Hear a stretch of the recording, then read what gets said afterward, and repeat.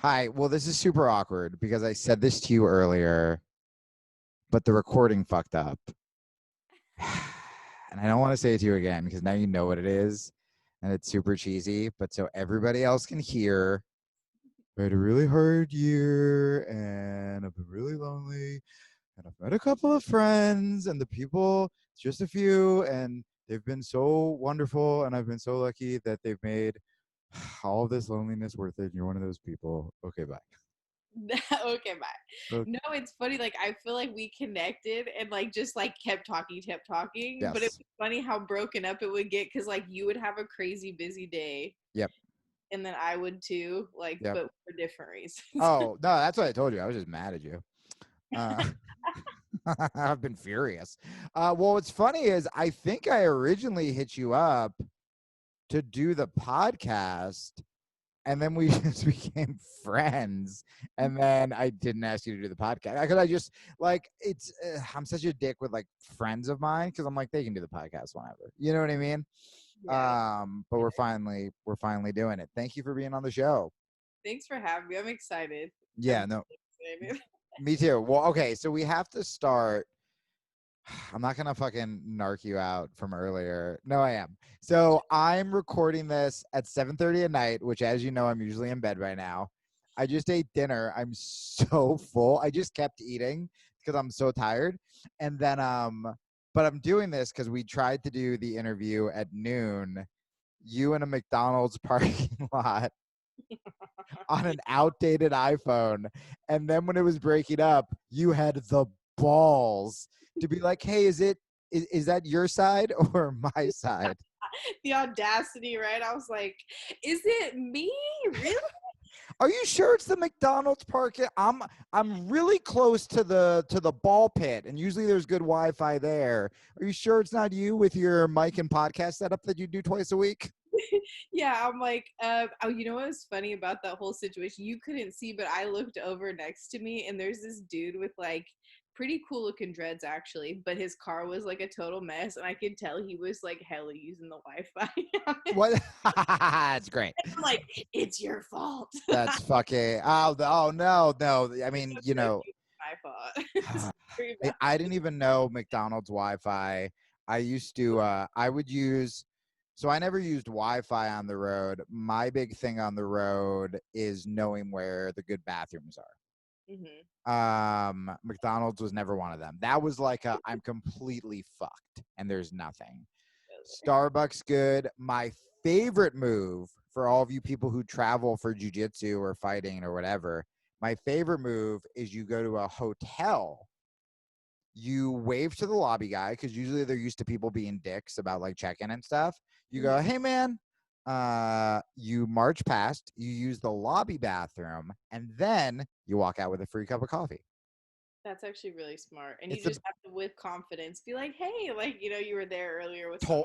total confidence. It's how I used to steal from bookstores as well when I was 16 is I would have the book in my hand and I would wave bye to them. Sometimes I'd put an old receipt in there as like a bookmark. So they're like, what an environmentally conscious 16-year-old. That's so funny. That's so smart, though. Yeah. Like my brother. My brother was good at stuff like that. And then I'm like, you can tell, like, it's all over my face.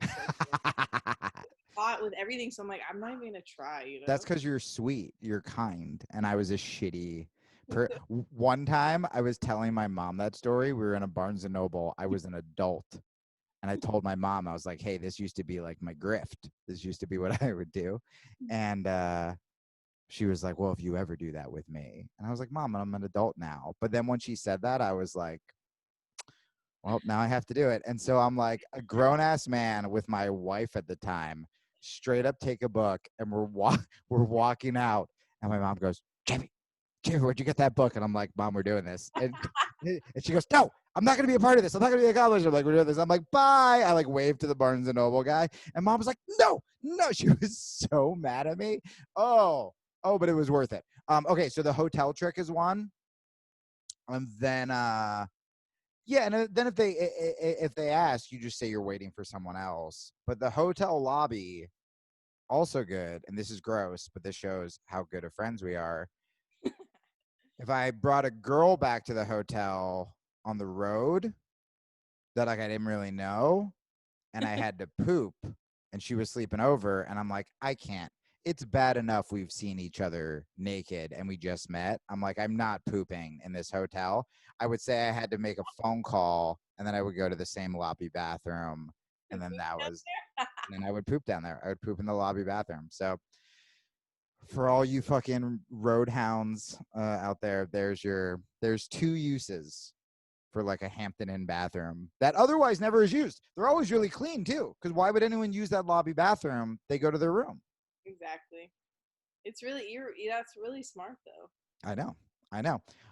Part of me wants to keep talking about this because we lost a bunch of listeners yesterday because they were like, or last week because they were like, stop talking about racism and talk about jiu-jitsu. And now I kind of just want to talk to you about different places we poop. I feel like you could like make a book, like of that.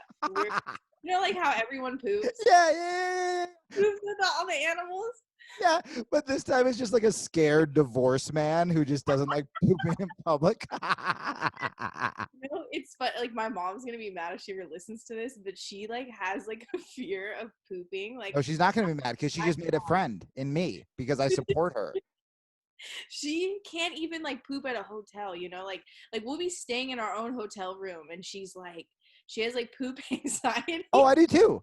Oh, if we're in a hotel room together, Brooke, you're leaving, or I'm lying. Yeah. You either have to leave, I will put on, and by the way, it's not like I have abnormal poops. Something must have happened to me and your mom.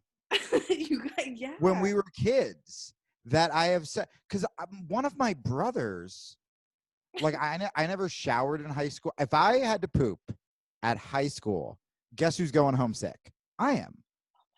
Never once. No way. Never once. And my brother, he would tell me these stories about when he was like 16. He was a wrestler, and he would just like walk around naked in the locker room. And he said he would just march to the toilet with like that day's newspaper, like he was a 50-year-old man at the spa. Is that what you do? Well, okay. Well, I have a story after you're done with this one. No, that's it. That's the fucking story right there. And I'm like, I remember when I went to fucking China and I walked into a public bathroom and there were no doors and just a bunch of old men squatting over holes next to each other, smoking cigarettes and reading the paper. I was like, that's the confidence I want. I want old man pooping while smoking a cigarette with no doors. Confidence. That's the confidence I need. No. So this is really embarrassing, but I don't care because like I'm just gonna say it like it is. Like, so Great. I used to be a flight attendant, and some days we had like 14-hour like work days. Right. So on a 14-hour work day, and like I'm like just like drinking coffee, like it's style, and like so we land, and I wait till everybody gets off, but I'm like, do I fucking have to? Like, I'm getting the sweats from it. Like, I'm trying to hold it back, but like, it's not happening. Nope.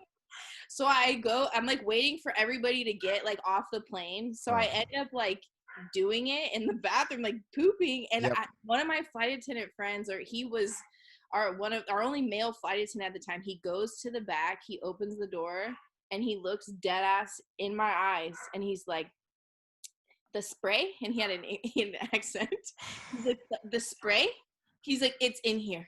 And he like opens the door to show me, and I didn't know because I was kind of new at the time, so I didn't know where like the poo spray was. Oh no! But I was so like mortified. I like it. It did give me some trauma. You should have called your mom and apologized on the spot. I should have. On the fucking spot. You do that, Brooke? Like, why? And I'm like, what do you mean, why? I was like, I was shitting my pants. You want me to shit my pants? Yeah, I've definitely only had to do like flights are just like it's an emergency situation. I love, by the way, everybody listening. I mean, I know they're enjoying this because it's hilarious. But like I started our first interview. I started so seriously. I didn't even sound like we were friends because I'm like, I'm going to spitefully talk about so much jujitsu. Like the second all those fucking racists left, I booked Kaio Terra and Homolo because I'm like, I'm just getting the straightest, like when you think jujitsu, like gi. I'm not even fucking gi. And just as spite. And like I actually sounded like an interviewer for Brooke. I was like, so when you started your jujitsu journey, it wasn't that. But and then you just give me a couple hours and I'm back to self-sabotage. And I'm like, when I'm fucking at a Marriott, I shit in the lobby. I'm blowing up. Welcome to the podcast, assholes. Don't be a Nazi. Okay. So you started to tell me about when you were a fucking white belt and you brushed by this like it was not a big deal and that we weren't going to have to dive into it. You just low key, I was like, hey, did you start jiu-jitsu or MMA first? And you're like, oh, I started jiu-jitsu first, but I got injured really early when like a 200-pound purple belt arm dragged me and I broke my arm anyway. And I was like, what? That's fucking crazy. Like, have you thought about, because when you were telling it to me this afternoon, and we'll backtrack, we just have to retell it, but you were kind of victim blaming yourself. You're like, well, I asked for it. I was going fast. And I'm like, Brooke, you're supposed to go fast. You're a tiny little white belt and you're going 200-pound. Okay. So let's just start. I don't want to. It's so funny. Like it is. You're right. It's funny as fuck. It should not have happened. Okay. So start from the beginning. So you are how. Oh, sorry. Well, no, actually start. We'll get to that. Start from like the very beginning. Like, cause I usually don't really ask this question, but like, why did you want to study martial arts? Like what got you in the door there? And then we'll go to that fucking psychopath breaking your arm. So it was really funny. Like, so I was a soccer player and I got like a college scholarship for soccer. And Okay. I was like, gung-ho soccer my whole life since I was 5. So I go to college and like I end up getting like a really weird injury. It's called chronic exertional compartment syndrome. So Yeah. basically it's where your muscle gets too big for the fascia. Okay. And what they had to do is they had to go So in. you were just like too fucking ripped is what it was. Basically, yeah, like if people, that's what people always say. They're like, so you were too buff. And I was like, I didn't even think that could be a thing. Like my dad, if you look at my parents, like they're both athletes. Like my dad's 6'3", like 250. He looks like a bear. So like, I think genetics wise, like I wasn't meant to be like hardcore, like heavy lifting and doing all that. Okay, got it. So I started lifting and then like finally like midway through my soccer career, I was like, dude, I like, I can't run. I'm having like chronic pain. So basically I ended up quitting soccer, which was hard for me, and like with the whole, it's like a big life change. Like your whole identity changes, like, cause you're like, well, this was like the main part of my life. Obviously I went to school too, but I love that you're like, soccer's too athletic for me, so I'll do the lazy man's martial art, jiu-jitsu. Give me that gi and I'll just hold on as tight as I can. Well, that's where like the movement thing kind of happened because like, right. I came from soccer, which is like high, like cardio, going 100% of the time, like sprinting, Yeah. So like I go to jujitsu and like that was something that was funny. Like I started trying to do yoga, meditation, Pilates. Like I really like explored a lot of different things before getting to jujitsu because I was like, oh well, maybe I'll just do like non-competitive working out, Right. So I went to go buy a bike and like normal people. yeah, I'm like maybe I'll just be a normal person Maybe now. I'll just exercise for fitness and to be happy and enjoy my life instead of being a fucking psychopath who gets punched in the face. Right. I get it. So I went to buy a bike. I was like, biking will be good in my, regiment. But I was still like lightweight bored because like, that competitive aspect for me wasn't there. And I go to buy the bike and this guy has like a fat cauliflower ear. And I was always like an MMA fan. So I was like, oh, like, do you wrestle? Like, what's going on? He's like, oh, I do jujitsu. He's like, you should go. And I was like, yeah, it'd be great. So he gives me the address for Gracie, Dublin. Whoa. I walk in there and Half's just standing there, and I'm like, and I don't know shit about jujitsu. Really? Yeah, Half was my first day coach. Whoa, dude. So Marcelo was my first coach, and I didn't know Marcelo Garcia was a big deal. And I was like a UFC guy and stuff like that. But like, I didn't study like, probably like you, I didn't study like jujitsu. So Yeah, like, I probably thought that like fucking, I don't know, like any MMA fighter I like thought was the coolest. But I'm like, yeah, I didn't know Ralph Gracie. I didn't know Marcelo Garcia. I didn't know Cobrinha. Like any of those guys. No fucking idea.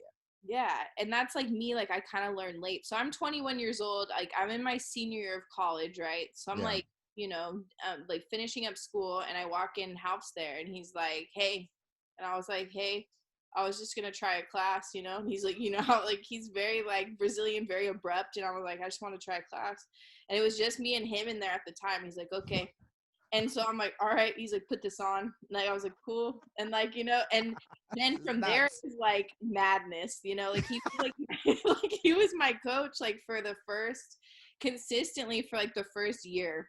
And Whoa, I didn't know this. yeah, it was kind of crazy. And that's how I met Kurt Osiander. So like those Yeah. are my two first coaches ever. What a psychopathic way to start a sport. And that's when I was like, I was like, oh, like this chaos and psychoness is normal. I was like, this is how jujitsu is. Right.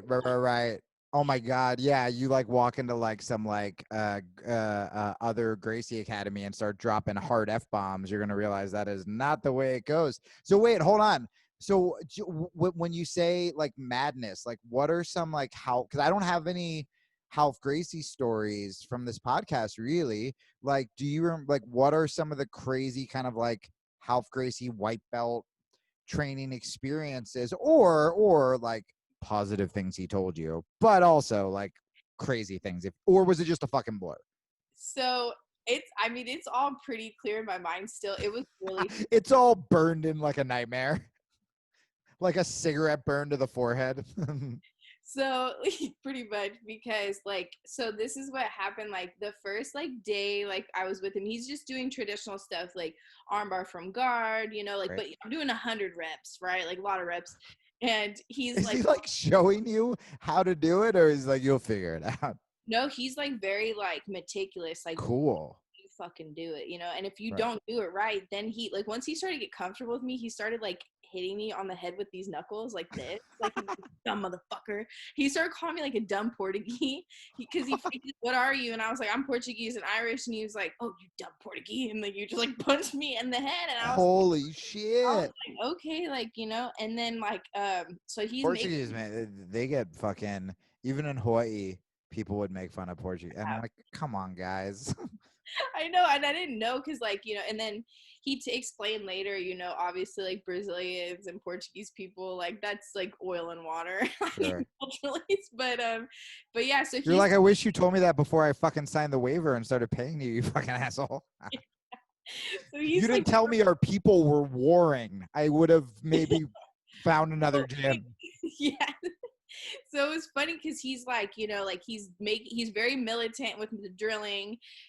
He's very like, he was tough, and then like he knew that like my lower body obviously was stronger, much stronger than my upper body. So Yeah. after every class, he'd make me do 300 push-ups. Oh, And he would count them. So like he would look away and talk to somebody else, and I'd still be doing them. right. And I'd be like, and he would be like, "All right, 101." I'm like, "No, like I'm like what 150," and like I kind of argue with him. He's like, "No, I didn't see it," and I was like, "Motherfucker, I like to Oh do my. 400." Now, So were you thinking at this time? So, Tim Spriggs reminded me of this martial art movie I saw when I was a kid called Three Ninjas, which is so ridiculous. And I totally rewatched it this weekend.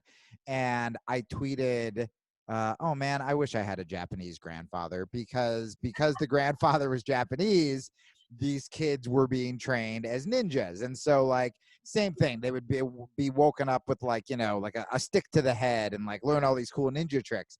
So you're like 21, you went to college. Like I was a scumbag when I started martial arts, but you like probably had like a decent life ahead of you. Is your thought in the moment, why am I doing this? There's a crazy Brazilian man hitting me with his knuckles and making me do 300 push-ups, or is there is that where that kind of fighter spirit started in you, where you're like, this sucks, but also like there's a dude who cares enough about me that he's making me do 300 push-ups, and like this is gonna make me a badass, and it's kind of cool. See, like, yeah, I kind of looked at it like that. And I also had, like, growing up, like, I had a lot of those type of coaches anyways, like coaches that would like straight up like get in my face and like grab my jersey and be all crazy. And like that's Yeah. when I just got desensitized to crazy. Like, you want to win? I'm like, yeah. Like, you know, Yeah. they would just be like almost borderline fucking abusive. So now I'm Yeah. kind of like, now that I'm older, like, and I look back on all this stuff, I'm like, yeah, like if that was anybody but my crazy Yeah. ass, like that probably wouldn't have, you know, That like, was like when I tell stories about how I started comedy, me and Pete Holmes, we had to hand out flyers outside of the Boston Comedy Club in New York City from like 3 p.m. to like 10 p.m. unpaid in the winter, and we would get 5 minutes of stage time as our payment, unless like Dave Chappelle stopped by and did an hour, and then there was no audience. And at the time, you're like, yeah, I'm paying my dues. This is what it's like to be a comic. And then you become an adult and you're like, we probably should have unionized. Like that is definitely like not fucking legal, like at all in the slightest. But that's so fucking cool that you saw that. I'm the opposite. I think it's because I didn't do sports when I was a kid. Just for anyone listening who's like, I don't like that. I do good with, like, I need good cop, yeah, and then that'll pull the best out of me. If I, even if I hear like with coaches, but if I'm rolling, and even if I hear like, sometimes when lower belts, like if you're like schooling somebody, they'll like go like, hey, watch this. If I hear them and I know I start being watched, guess who's going to start doing flippy stuff? Like it's me.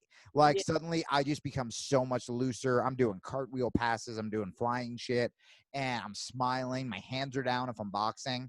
But when I have someone be like, stop being a fucking idiot, then I just tense up, and I feel like I will be more of an idiot. Like that's why Marcelo was so good. Marcelo would be like, work hard, but every time I did something well, he'd be like, good, James. And once I would hear good, I just go, right, I'm good. But if I hear like, come on, get out of there, I'm like, well, you just fucked us both, because now I'm lying here and I can't move. yeah. And like, and that's the thing, like that's why I feel like with martial arts, that's good to understand about yourself, is like what style of coaching do you need to get better, right? Like Yeah. you're aware, like you need somebody who's positive reinforcement, like they give you a lot of verbal praise, like, hey, that was awesome, and then that's motivating to you. Like I think because in the past when I was young, like I didn't have a choice which coach was my coach, and I had to kind of like, Right. Adapt. first times were like, like I would go home and like, almost be in tears because the coach was yelling at me, and my mom's like, like, because that was when I was working towards a scholarship. My mom was like, you have to have this like, kind of like fuck them mentality, like make him Mm. pay for, saying that stuff to you. So that's where like, she's like, they tell you suck, well make him pay for saying that, and make him, want you on the field for every minute. I mean, So that, that's cool too. Now I like your mom for the pooping thing, and I like your mom for that as well. What I'm trying to say is I want to be homies with your mom. oh, she's so fun. Oh my God. I can't imagine. Mama Mayo, that's what everyone calls her. Oh, my heart just exploded. Okay, so the 300 push-ups thing. Anything else specific that you remember about like about training? I mean, man, both of us, I forget how lucky I am. This is why I almost keep like putting off like people who have been like, I'll give you you should be a black belt, where I'm like, when you start with someone as special as Marcelo or Half, it's kind of like I don't just want like my fucking black belt to you know what I mean? Like it's so special. Wait, Yeah. what? What's that? Sorry. It makes you really picky, and like, I've been like kind of like I know what you mean with that, like because it's like when you get with someone that's special, like I got my purple belt from Kurt Yeah. OC, and it was like, it was really hard work I put in to get it. So it's kind of like, my next belt, like I don't want it to just because other people say stuff, and be like, oh, you should have this You or you should should be a have brown. that, Yeah. but it's like, I really want to earn it, like in the same with you, it's like it means more when you earn it from somebody that is Yeah. at top level, because like there's levels to this, like there's a black belt, and then there's like a Marcelo black belt, and then Well, there's like Gracie black belt. And Yeah. I'm sure you see that at the Diaz Academy. I'm sure you saw that at Half's, where like there were times where I would be doubting myself as a blue belt or even a purple belt, and then I'd roll with some black belt from like a blah blah blah school and like beat the shit and go into it assuming like, all right, I guess I'm gonna get my ass kicked. Yeah. And then you run them down and you just forget like, oh, that's right, the level. And then conversely, I remember when I was a purple belt, so I'm like, I went to train at with Hoffa Mendez, and some fucking little 16-year-old blue belt bow and arrowed the fuck out of me, and I almost went unconscious. And I'm like, okay, like this is a different, like this guy's been training to compete since he was 12, and he's a blue belt, but that's only because like I don't know if fucking he's fucked yet, you know what I mean? So they're probably gonna wait till he knows how to fuck, and then they'll give him his purple belt. Yeah, like because some schools like they hold you to like a super high standard. Like I remember at House, like there were some people like there were blue belts, but they a random brown belt would walk in and like I would see the blue belt giving that person hell, like you know what I mean? And I'm Yeah, just like, and then I'm like, how long have you had your blue belt for? And they're like, oh, 8 years. Like they've been right. training for like 10. I'm like, Every school has that like weird blue belt enforcer. yeah. You know what I mean? Who's like, oh, go make the visitor want to quit jujitsu. Like, what a weird. I know we advertise our sport as like this like gentle, welcoming place. We're also fucking dick bags. Well, that was Kurt's big thing. Like when I was in San Francisco, was he would put all the girls on like the big firemen and police officers that would come in, and he Really? yeah, he would be like all the girl. It was funny. He had his little like girl team, like all of us like in the corner, and he'd be like, "All right, Brooke, you go with him." Like, and I'd be like, "Okay," and then he'd be like, "Patricia," like this girl was like 120, and like she was like, "Patricia, go with him," and then this girl named Lou, and dude, Lou was a savage. Like Lou, I wanted to say she was in her like late 40s, early 50s. Oh. She was a fucking killer. Like I seen her, like this guy hurt a girl one time, like a little girl, and she was like, come with me. And to that guy, and she choked him, and then she held it, and the guy was tapping and she wouldn't let it go, and Kurt was across the mat like, Lou, let him go, Lou. And she was like looking at Kurt like, I don't want to. And I was like, bro, she's gonna fucking like. And when he got out, he was like one of those on all fours, like like you know, like moments. I was like, oh my god, you almost killed the guy. Like, I'm crying. That is so fucking just. I never. He was Charlie from Charlie's Angels. Kurt had a little fucking assassin squad. Inappropriate, seemingly very mean Kurt had a little squad of girls, one of them in her 40s, that he would have attack police officers. yeah, he would. And like, cause they would come in like, you know, or like the CrossFit people, you know, they come in and they look at all of us like we ain't shit because we're girls or we're small, you know, even some of the small guys that were like super ninjas, you know. Yeah. You would just, like you said, like Me. Charlie's Angels. Yeah, like people, I feel like, you know, when you don't know anything about jujitsu or martial arts, like even stand up, like you can have someone that's small that hits like a fucking 250-pound man because they're Oh, just yeah. really good. Well, it's all technique. I mean, that's what I always tell people on this show. I'm so glad you said that because, like, I've been kickboxing because I haven't been doing jujitsu, and I keep seeing people who are doing everything incorrectly, and so I've been like kind of staying after and helping some people, and I'm really drawn to helping either some of these girls or like guys who are my size or like skinnier guys. There are some young kids that I've been helping, and you can show the difference. Like if I shove your shoulder with just my arm is far different than if I put my fucking hip into it. You're going across the room, and like so when you're small, being able to see that as an advantage in the sense that these bigger guys have such ego that they're not going to pay as much attention to the technical stuff, but us as smaller people, we have to. And if we can see that and use that to our advantage, you know, I talked to this Hall of Fame professional wrestler, this guy Diamond Dallas Page, and he started much later. Everyone starts when they're like 16, 18, and he started when he was 35, you know, and again, Hall of Famer, battles with Hulk and Ric Flair and everybody. And he's like, when I started, I just knew I had to be smart. What can I bring to the table that these younger, more athletic guys don't have? And he's like, I can be smarter, you know? And that's kind of always what I did. But yeah, I fucking love that Osiander did that. so much. I also, some of my favorite story, like that's also how you weed out assholes and people who want to learn. Because I Yeah. remember that was like the BJ Penn origin story. Was like he went into some gym in Hawaii, some girl beat the shit out of him, and he goes, "All right, well, I'm gonna fucking sign up because I want to know what." And not to be like sexist, like a girl, but like you're a young guy and a girl kicks your ass. There are two things you can do. You can either be a fucking ego dork and be like, "Well, if this was in the street." Or if I was with my boys, it's like, okay, yeah, if you were with your boys, you could beat up a 16-year-old girl. Good job, buddy. Or you could be like, oh, I want to learn that thing that made this smaller person, guy or girl, beat the shit out of me because that's fucking wizardry and that's dope. And that's like why we should want to learn jiu-jitsu. So like that's how you get the dickhead cops or CrossFitters or whatever to suddenly shut the fuck up. And then they turn most of the time into like humble, cool jiu-jitsu players. Yeah. And I think like, I think what you said is good is like, you don't want to be sexist, but at the end of the day, it's like I am physically I'm even against a guy my size, he's physically superior. You know Oh, what I mean? I tell you that every day. Every day I text Brooke first thing in the morning and I go, "Good morning, Brooke. I'm stronger than you. Have a good day." But like it's okay. But then again, like there are things that against a man my size, like I do have an upper hand in, which is sometimes stamina, sometimes flexibility. Yep.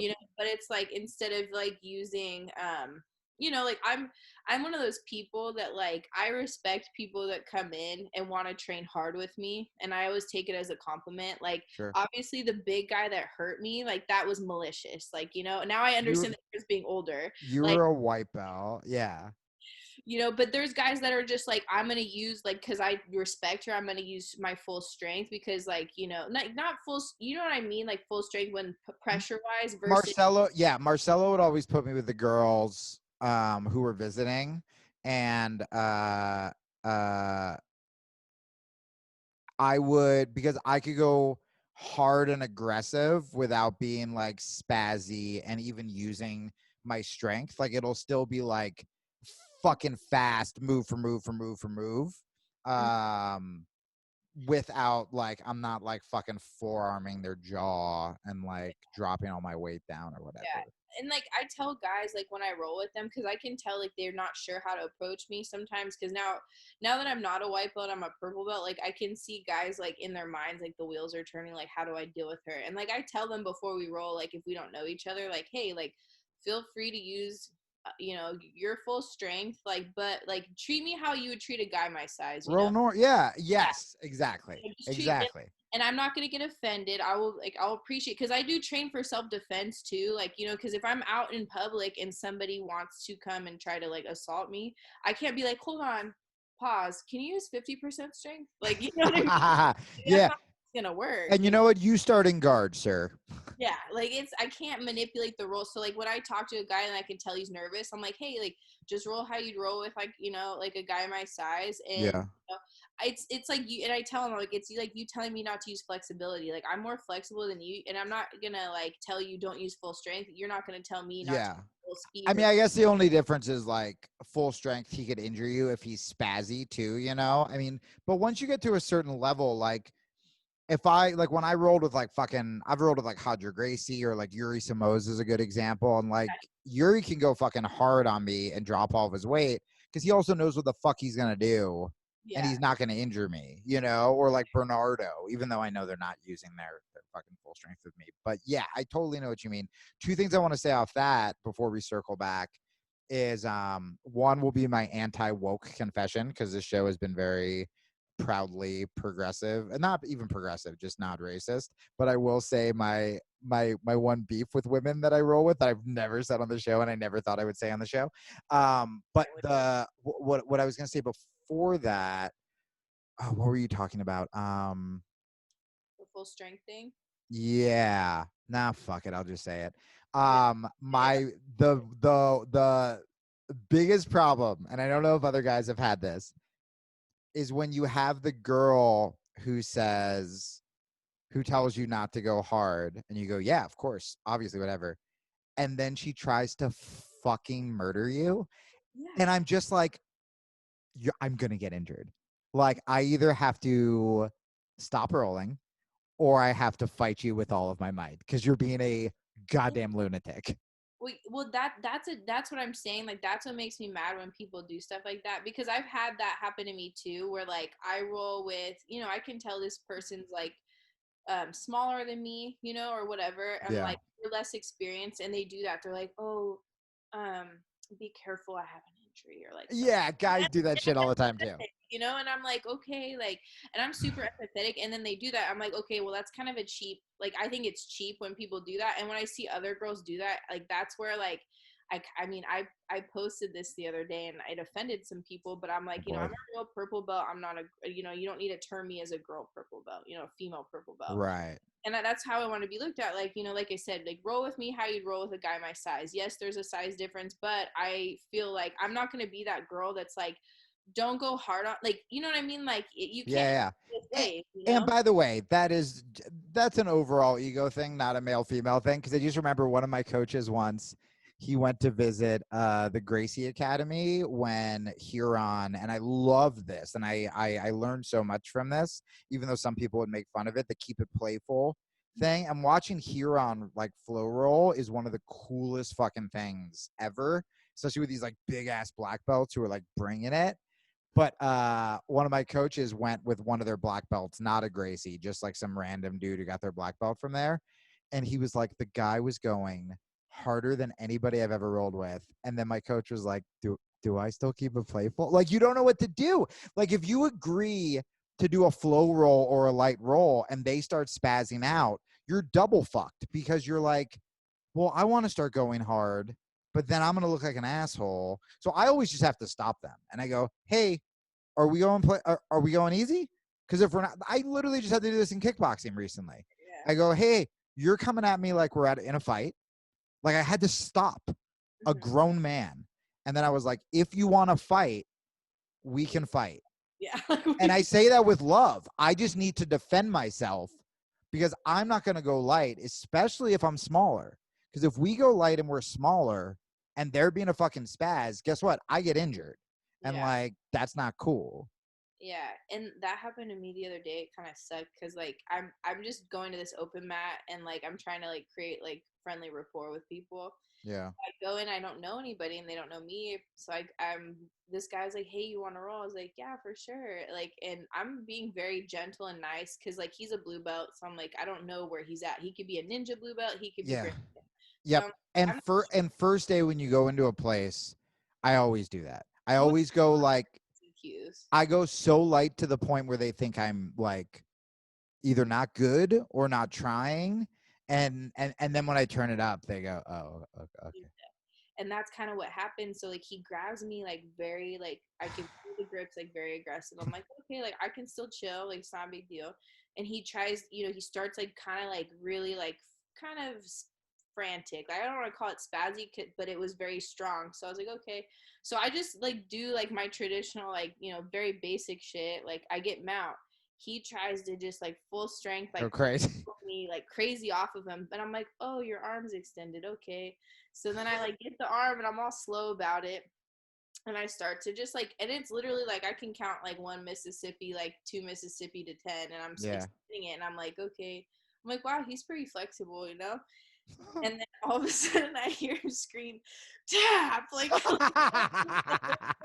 birds, and like looks at me, and I'm like, and then like I let go, and he's like holding his elbow, and I'm like, I'm so sorry, like and like I'm like I want to like I almost like reached out to like rub his arm, like No, this is all his fault. Oh, and by the way, I've totally done the arm rub. I realize what I do the most when I definitely hurt somebody. And I even do this, I especially do this actually. Here's another confession of mine. I especially do this if they're being a spaz and I'm like, I'm gonna beat the shit out of you now, is I'll drop him with a punch or I'll submit him and then I rub his head and I go, hey, you're okay, man. You're okay. do the head rub. I tussle his little hair. Yeah, of course I do. I That is remember the craziest thing I ever did to the point where the class I think almost turned on me is I was coaching a Muay Thai class and this guy, I don't know if he was trying to be funny, but he wasn't laughing. Uh, he just goes, "Hey coach, why do you always dodge me when we spar?" And this is like after the warm-ups. And I go, all right, guys, we're going to spar for the rest of class. And I go, me and you. And for 45 minutes, I just beat the shit out of this guy. And he came at me hard at first because I was like, okay, I'm going to go light. This will be like, I did a little thing. I'll give him some stiff jabs, whatever. But like, he came at me. And so I was like, okay, man. And every once in a while, like, you could tell like the class would be sparring. And like, you know, when you're like jabbing, you like have to slowly look over at the people next to you. I would just like body shot him and he'd drop and he'd go. I remember he would go, ah! Like that was the noise he would make. And everyone in the class would look. And one of the girls came up to me and was like, should you be doing this? And I'm like, it's fine. And then, Yes. yeah. And then every time he fell, I go, hey man, you're good. You're good. And I would just rub his little head until he got up. That's so funny. I mean, but I honestly like, it was half affectionate. But now, as you told that looking back, I go, oh yeah, that's a psycho thing to do.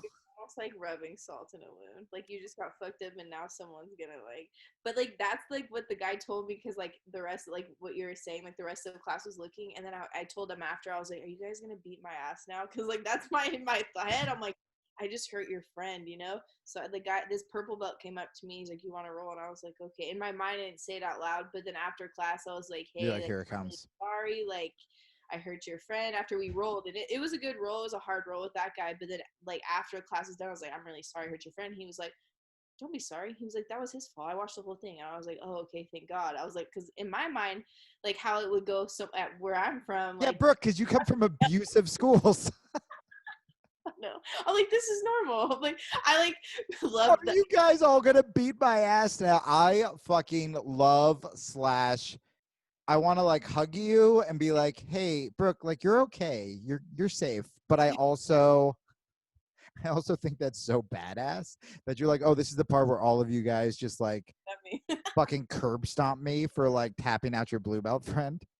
Well, it's like it's funny because like I've you know how it is like when you have teammates or coaches that test you. Like some days like I walk in, like for example, like with NDA, like with Nathan and Randy Spence, like they're in charge there. So like Nate comes up to me one day, he's like, hey, you staying late to do MMA rounds, right? And I'm like, and he says it like kind of happy to the point where I'm like, I'm fucking scared. Are you guys gonna beat my? Yeah, this is Nate. She's talking about Nate Diaz, by the way, Yeah, that you I was like, called. Nate, and I'm like, Nate Diaz, yeah. So like Nate walks up, he's like, so you're staying, right? And I'm like, yeah, of course. I have all my stuff, right? I'm like, I'm gonna get my fucking ass beat. So then Randy, my black belt coach, he's like, all right, you and me, first 3 rounds. So we do like, I do 3 5-minute rounds with Randy. His wife's there. She's like, just doing the paperwork and stuff. This motherfucker suplexes me like on my head, like it's being my ass.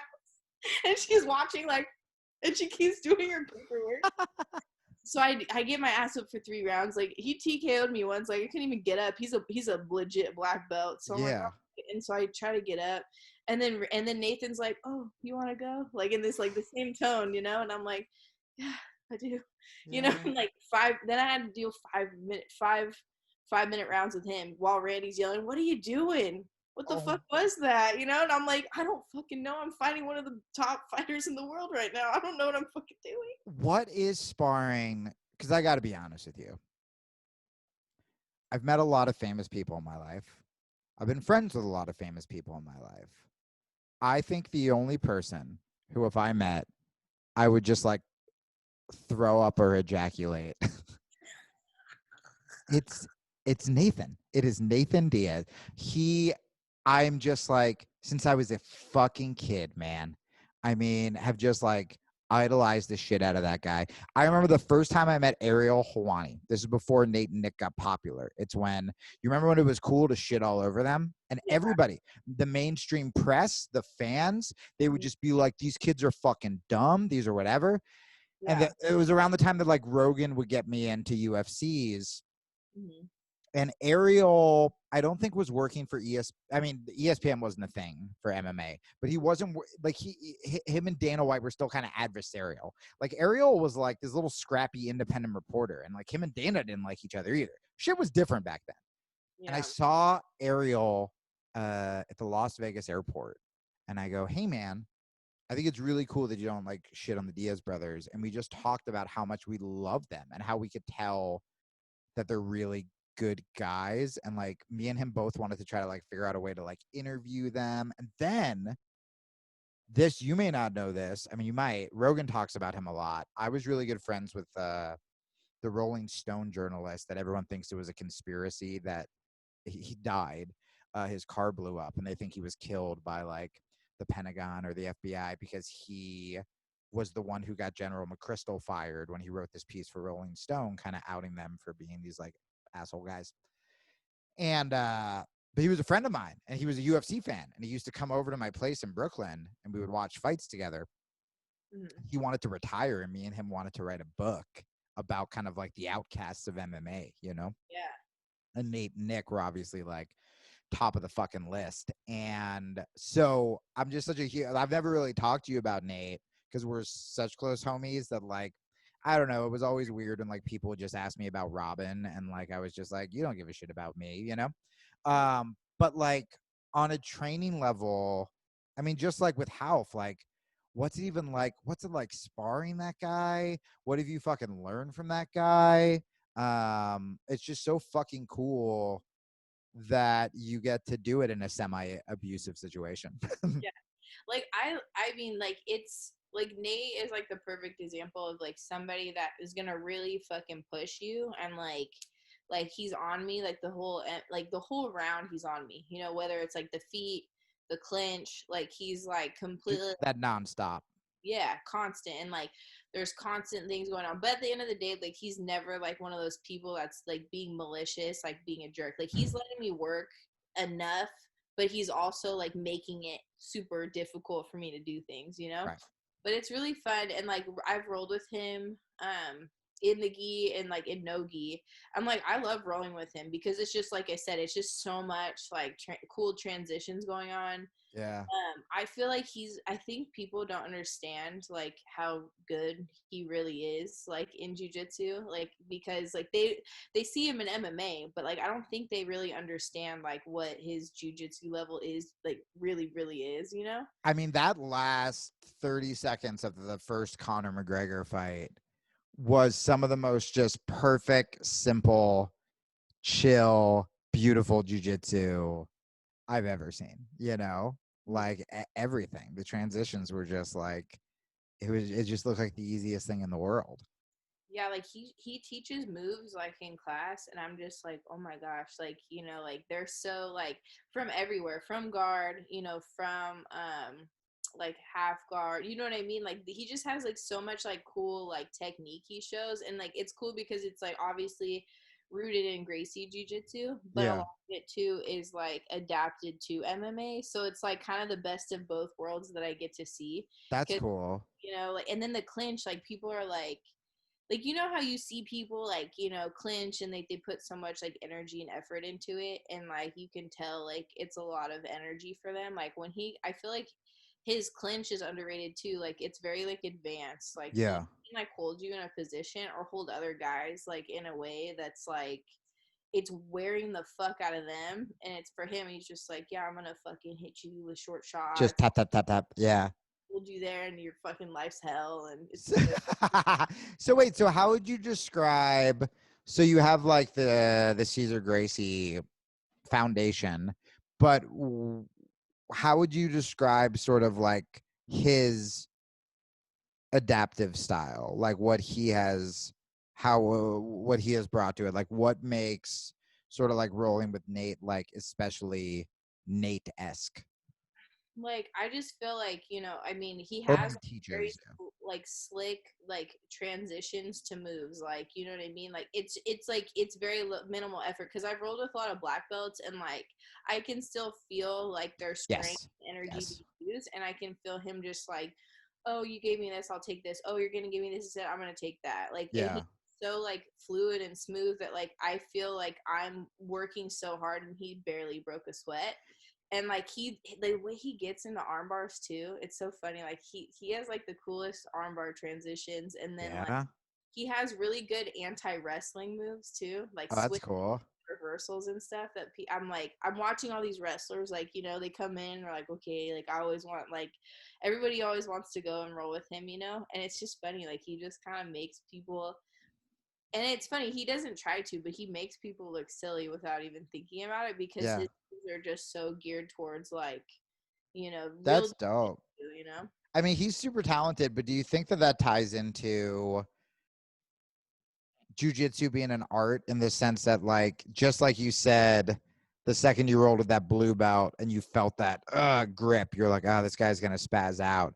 Like Nate's like a vegetarian-esque stoner triathlete. So in a weird way, like what you described as his style kind of sounds like his personality. Like I feel like so in stand up they say it takes you 8 years to find your own voice, which sounds like such a silly thing because you go, but I have my own voice, it's always been me. It's like, yeah, but you're kind of just doing the thing you think you're supposed to do for the first 8 years.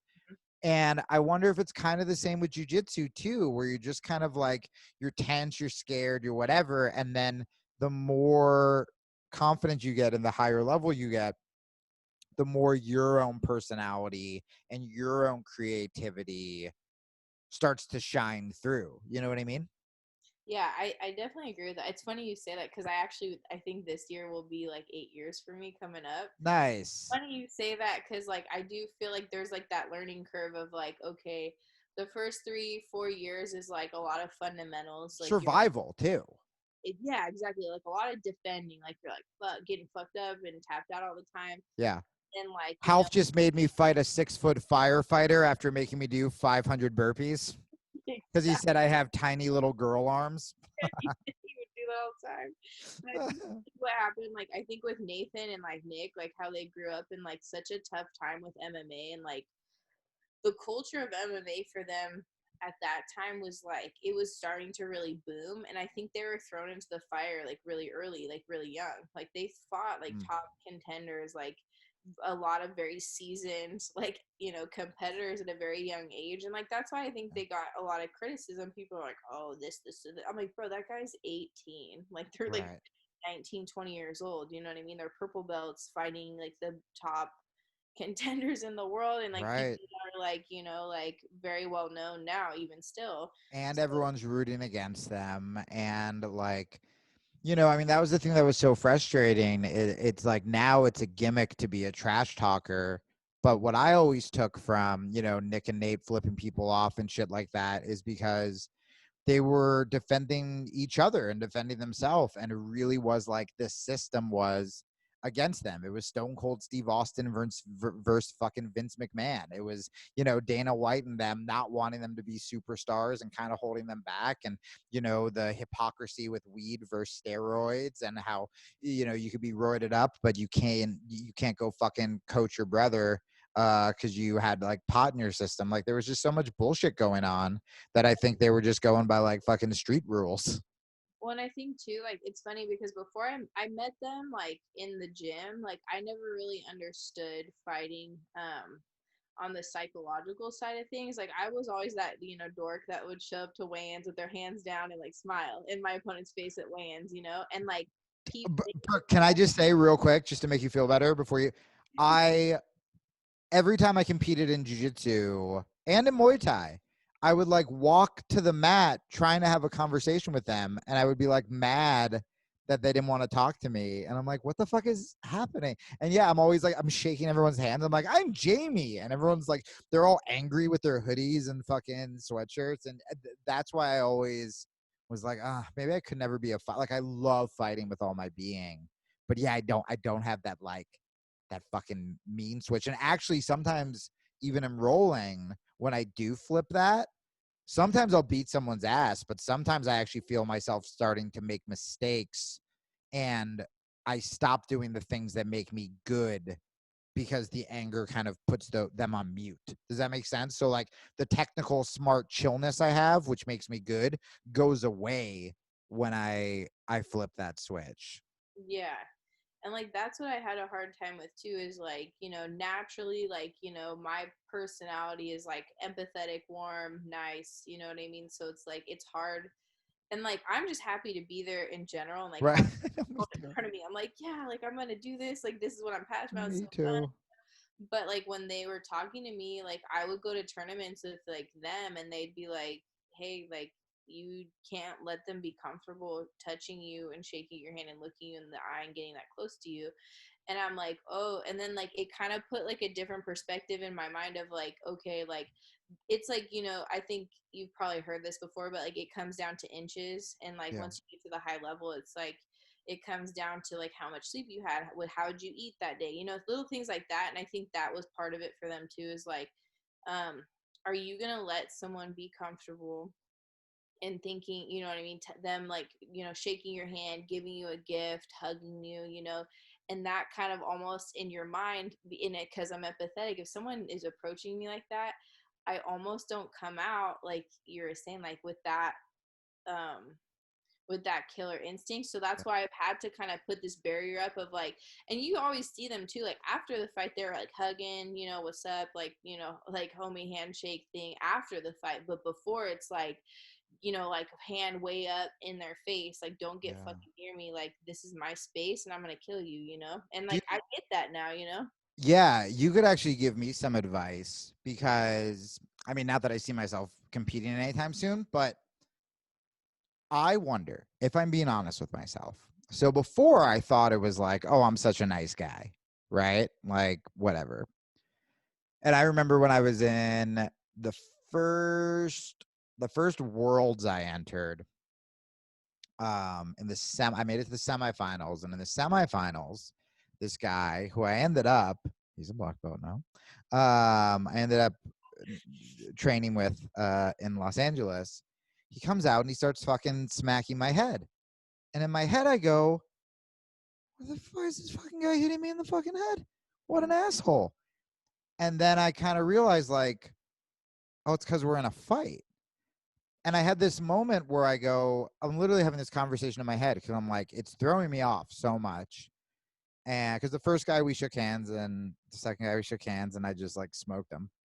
But again, I smoked him with my style, so it was very chill. Nico, oh, that didn't work. Transition, blah blah blah. And this guy's fighting, like hitting my head, and I feel myself getting tense. And then I go, okay, if he does it one more time, I'm probably gonna lose to this asshole. But if he does it one more time, I'm gonna duck under, and that's when I'm gonna shoot. And then I shot, and I got the takedown right away. It was like fucking perfect timing. And once I got that takedown, I go, oh, I'm a fucking fighter too, motherfucker. And I beat him like 18-0. It was something like insane. Yeah. And then when I thought about, but what I wonder, because once I got that takedown, suddenly I'm like, I'm a fighter, motherfucker. So I sort of wonder if this nice guy thing is part that I'm just like a nice, empathetic guy, but there's also a bit of ego to it, because if I'm friendly with a guy and I lose, whatever, that guy's a cool guy. But if like I'm mean mugging some motherfucker or I'm fighting some dickhead who I really don't like, Mhm. I really don't want him to win, Yeah. which means that suddenly I'm in like a fight. And I'm not a fucking fighter, even though I'm a fighter. Like, and I think even in the training room, when I'm going against a guy I don't like, it's so much tenser. And not because I'm like, I don't want that guy to score a fucking point on me, Yeah.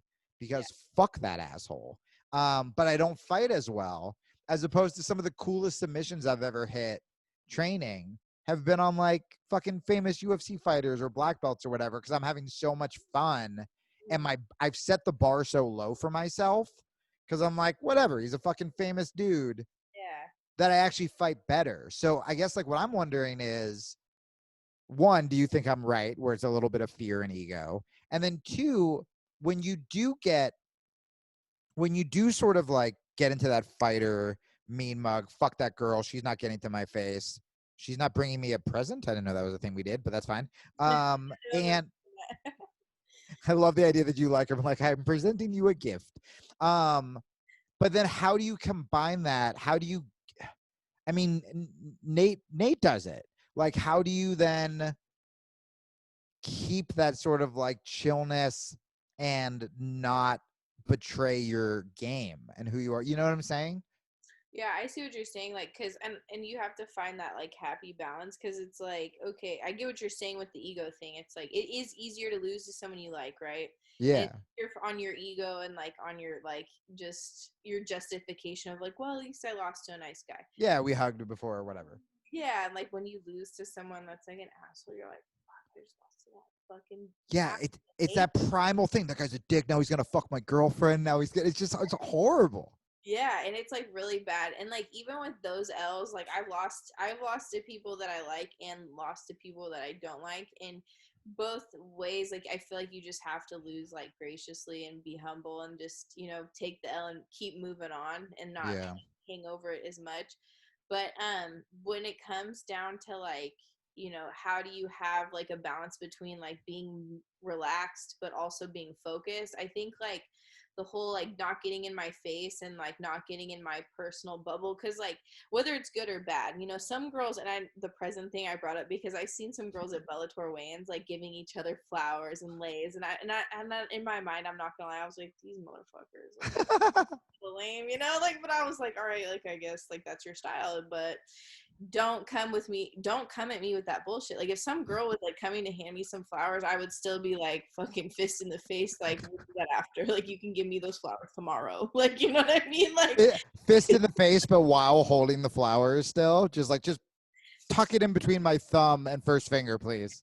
or like people think this is mean, but like I used to like touch gloves or like whatever, like but then I started to be like, I'm not touching your glove because now you know where my reach is.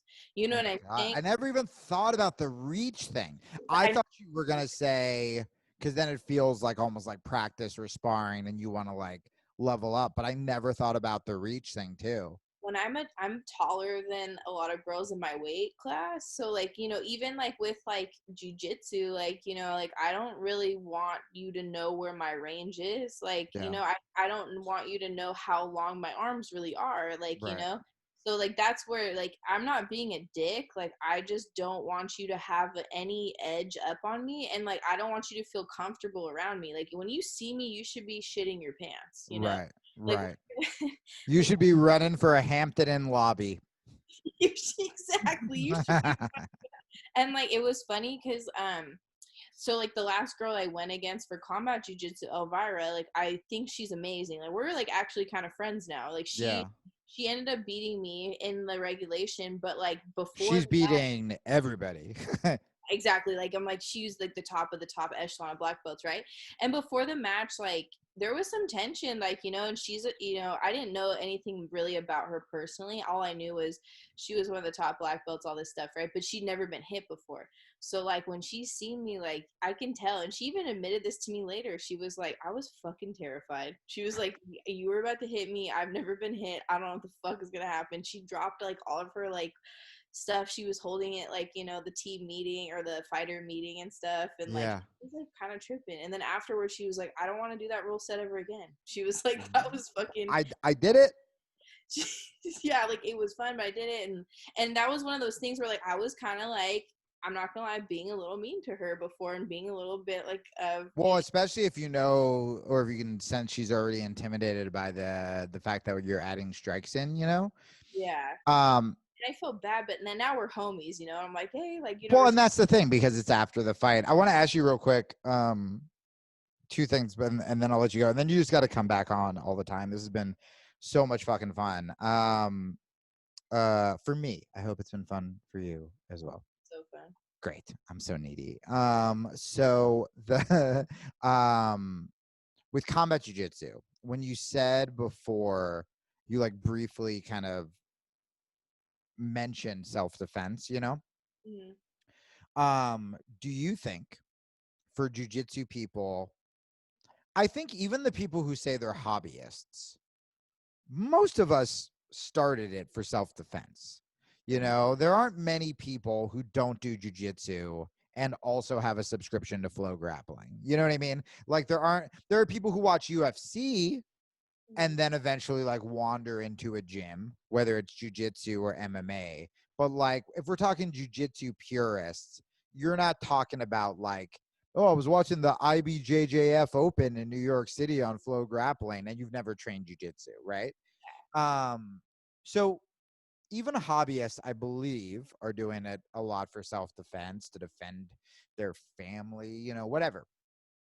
Do you think that if you've never done jiu-jitsu and thrown strikes in, that you really, I'm not saying, I mean, you can obviously still defend yourself with jiu-jitsu, and it is really good for self-defense. Without making it a leading question, how important do you think it is, at least occasionally, to train with strikes for jiu-jitsu if the purpose of you training martial arts is for self-defense? There you go. Yeah, and I know a lot of schools used to do this, like where like during the warm ups or like during like situationals, they're like, okay, like not hit each other, but kind of start to like pat your partner, like to Yeah.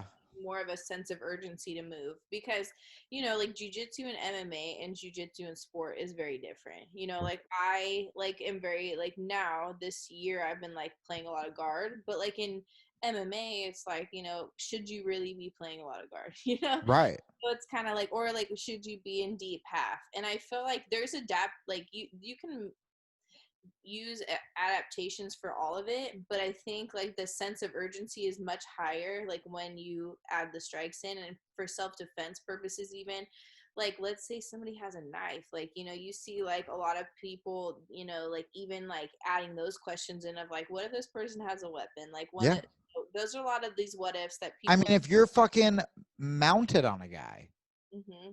one of the best positions possible, and he fucking pulls a knife from his like waistband and like stabs you in the fucking leg, like you need to be able to control that hand and get rid of that fucking knife. Exactly. And that's why I think like the objectives are different, and like that's why I feel like, and for me like as just like a martial artist in general, like I love jujitsu and like I want to be a jujitsu purist, but at the end of the day like I also in life want to be able to protect myself too. So like even if I don't have like necessarily like let's say I have a jujitsu competition coming up, I'm still gonna like get some stand up training in or Yeah. some sort of like, you know, like I still want to be well rounded, right, in a certain respect. So I feel like there's times where like people in each individual martial arts, like let's say like you know, a jujitsu person meets a pure boxer, Yeah. they're both gonna think that their sport is the shit, you know, and they're not really gonna respect each other's sport. But you know you tell them to both start on their feet and have no gloves on and start fighting, like you can see a lot of different shit go down. That boxer could slip, that jiu-jitsu person could get clipped, you know, there's a lot of like what if scenarios that could go down. And I think like my best advice to people is to just be aware and always be humble, like because Yeah. you That's a never great way to put it. know, you know, like you never know who you're gonna come across. Like that person, like that you think is small and nerdy, could be like a fucking killer, you know. Right. And like you have to respect That's people's. me. You Yeah, described me. like that. You know what I mean? Like you can kill someone with your bare hands, you know, no problem. And because you do everything too. But I think a lot of people get into this like egotistical mindset of like, oh, like you know, gi jujitsu's the shit, and like no one could touch me because I'm a black belt in gi jujitsu. But I'm like, well, have you ever like been punched in the face before, you know? Right. And like, have you ever you know, like been in a situation like what if one of your limbs is fucked up? You know what I Right. mean? People need to think about these real situations and not be in the comfort of their own gym, Yeah.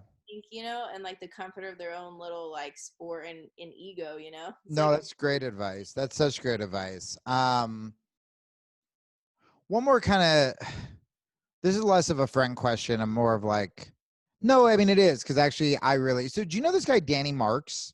that sounds really familiar. So Danny teaches jujitsu at Gilbert's place at El Nino, and he's like part of, he's been in most of the brawls that Nick and Nate have been in.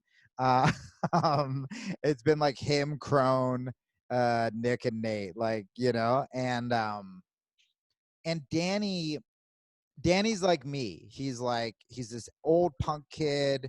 He's tattooed. He's like a big old progressive.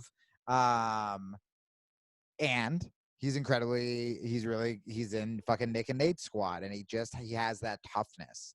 And he's one of the only people I've screenshot text messages from where he's told me about that squad's mentality and the toughness and the like, nobody's gonna fuck with me. And when I have that mentality without being bitter, I think that's the trick, right? If you're bitter, if you're jealous and you're like, fuck them, it's not gonna work. But when you can be confident, still be loving, still be kind, but also have that fuck you, I'm gonna, fuck you, you don't do, I'm not gonna do what you told me mentality. My comedy's better. I don't give a fuck what people say on Twitter. I walk prouder. So, but I lose it a lot, I lose it and then I get it and then I lose it and then I get it. I feel like right now I'm doing a lot of kickboxing and I have it again because there's something about like kickboxing compared to jiu-jitsu where it's like you feel fucking, I mean, you're, kicking a guy across the fucking room, Mm-hmm. So you coming from, I mean, you being like, you're so fucking tough. And like, I was a fan of yours before we became friends. But also coming from Half's and the Diaz's, like two places that are known for the kind of toughness. What is your sort of, whether it's with fighting or outside of the octagon mat, whatever, your advice to people to maintain that mental toughness, or for people who are listening who don't have it and they go, yeah, but I'm just a nice girl, or like, I'm just like, I'm just like in jiu-jitsu to like get some exercise or whatever. Like, how can actually mental toughness help you outside as well?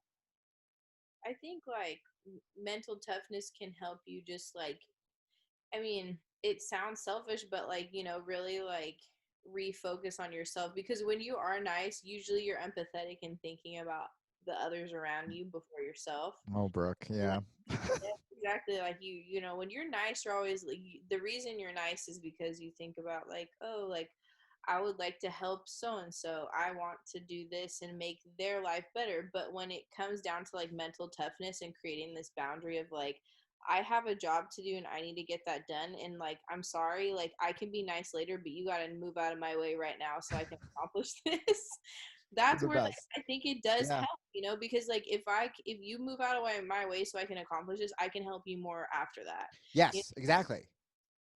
so Um, and that's then the other part of the question was like, what's your advice to sort of like cultivate it?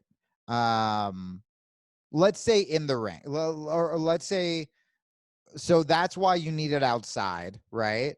But then what's your advice to sort of cultivate it? Like, what have you gotten from your experience at all of these sort of like places that are known for that fucking toughness? Like, is it something that can be taught? You just keep showing up and getting fucking hit in the face, and then that toughness just kind of comes. I think like it's kind of both. I think it's inherent. I think you can make the choice though too, because like if you're not necessarily a tough person, but you just are really committed to what you're doing, and you're like, hey, like I'm not the toughest in the room, but I'm the most committed. I think you'll like find that toughness within yourself to stick around. Does that Yeah. make sense? So like there's been times where like like I had full on breakdowns and like, or I mean, and not necessarily breakdowns, but like I had like fucking like, I mean, there was one time Half got in my face and was like, you suck, you suck, you suck. And like I was just like, I don't fucking suck, and I just like had this crazy outburst, and it was like totally inappropriate and like emotional, like even though I was Well, screaming early, but like it's emotional. Brooke, hold on. Yeah. You also, to give yourself a little credit, you have half crazy in your face screaming, you suck, you suck, you suck. I think an emotional response is like appropriate. But like that mental toughness came into play, right? Where like Right. he wanted that reaction, Right. gave it to him, and like Yes. then I learned from it later, and I was like, be so mentally tough that you're above that shit. Doesn't matter who is in your face, and like Yes. happened to me before, like even out in regular life, like people get in your face and like they want that reaction. I'm like, I'm not gonna give you what the fuck you want because I'm mentally tougher than I'm above this shit. So Yeah. mental toughness gets learned, and I was young and like emotional at the time. And like, I'm still emotional. I'm not perfect. I'm still working on it now, but it's the same thing where it's like, I need to be so mentally strong and so mentally tough that like I recognize what you're trying to get from me, and I'm not going to give it to you because I'm tougher than, whatever the fuck you're trying to do. Yeah. And you can learn it. Like, I mean, like, I think mental toughness comes in like many forms. Like, just because I show up and like train really hard with people doesn't always mean that I'm mentally tough. Mentally tough sometimes means like I have to cut 25 fucking pounds in the next like month. Right. It's gonna be fucking hell, and I can't pick up a single piece of like anything that I want to eat. Or mental toughness could be like, you know um I want to go home and sleep, but right now I need to go on like an hour long bike ride or run. And by the way, let me reverse it or reverse engineer it for some people listening. That means I said this to some kid the other day who was like making all these fucking excuses to me. Oh, I should be in better shape. I'm coming off an injury. I'm blah, blah, blah. And was being so fucking hard on himself. And I go, hey, a lot of people who are coming off an injury, they don't come back. Yeah, You know what I mean? Like, you fucking showed up and your cardio will come back, but like, just shut the fuck up. And like, you did the tough thing by showing up. So like, when you say I'm tired, like there are some people who, if they get their ass kicked at the gym every round, they go, oh, I fucking suck, whatever. It's like, hey, motherfucker, like, yeah, get better, improve. But also the majority of people are at fucking home, and you drug yourself out to a fucking garage in a pandemic to get your ass kicked. I mean, shit, man. Sometimes I leave the gym after a day of getting the shit kicked out of me and actually feel better. Like, I feel tougher. hmm Like, I don't feel more scared suddenly, where I'm just like, man, like, I did not stop fighting. Like, okay, yeah, fucking back tomorrow, or whatever. yeah. And I think too, it's like, there's days like, and this is what I learned with my first injury is like, mental toughness does sometimes mean that you do need to, because like I was like I almost know. like addicted to the working out. Like I sometimes know. you need to dial it back like once in a while, and I know you do, one day a week of where you're just like focusing on like recovery mentally and physically. And I think that's even too is like almost being mentally tough and saying, hey, I need to take a break and Yeah. like it and put my ego aside, even though I want to go train 3 times today because I'm anxious. Like, Right. that's not the answer. I think it's like almost like having this another like level of like awareness and Yeah. like and I think that comes with age and like becoming like a lot more like elevated in your consciousness, because some people like, when I was like super young, I was like, the answer is working out 3 times a day I and know. going 100%. And then like now I'm like, okay, the answer is like going hard, showing up when I don't want to show up, but still like taking the time to like Listen to your uh, body. yeah, and like listen to your body and like, okay, today, like sometimes you have to be mentally tough enough to re-navigate. Like, okay, today I want to go hit mitts and I wanted to go do an hour of jujitsu or whatever, 2 hours. But Yeah. like, being mentally tough is getting my ass on that airdyne bike and then doing like, maybe some weights that I don't really look forward to doing, but I'm gonna do anyways. Right. Dude, you just said for so much that resonated with me. Number one, instead of thinking of myself as old, from now on, I'm going to call myself elevated. Um, Yeah, we so, gotta sure. so that's very exciting. I'm not old. I have an elevated consciousness. And then, it's funny because I always have taken an off day, but a lot of times on my off day, I derail. And last week, because I was so depressed, I doubled down on working out. And it was the first time since I was like competing that I trained twice a day. And then I even trained on Sunday. And I was like, oh, I'm never taking a day off again because I feel fucking great. And Yeah. then today I was going to go to yoga and I was just like, I gotta fucking take the day off. And I just like, I went for a walk and I was like, okay. But again, the mentally tough thing is like not derailing and like eating all shitty that day or like, which is, I mean, that shit's hard. Um, Listen, I want to have you, we're not going to tell the story about the spazzy guy because I already know the story. So fuck everybody else. But also, I want you to come back on the show so soon. Mhm. Um, like I want you to come back on the show a lot. This is so much fun. That we'll leave something. It'll be a teaser. Yeah. Yeah. McDonald's parking lot Wi-Fi. I promise. I couldn't even get mad. I wanted to be mad at you because I was like so specific. I was like, you sure you can make it this day? Because I have to post it tomorrow. And you were like, got it. And the second I saw you in a car, I was just like, son of a bitch. Like this motherfucker. This is gonna be a fucking disaster. And the UFC guy that was supposed to come on, like, I don't think he could figure out the Zoom thing. It's like that. I was like, is there not gonna be a fucking show? So that's why I stayed up late. I could honestly, I could talk to you for like another like 2 hours, but to bring it all back full circle, I have to poop. I hope I do too, because my stomach doesn't feel good. Great. Well, I'm sure we'll be texting each other while pooping very shortly. I'll promote all your stuff before, but is there anything specific that you want to shout out that I don't know about? Shout out to Mama Mayo. Mama Mayo.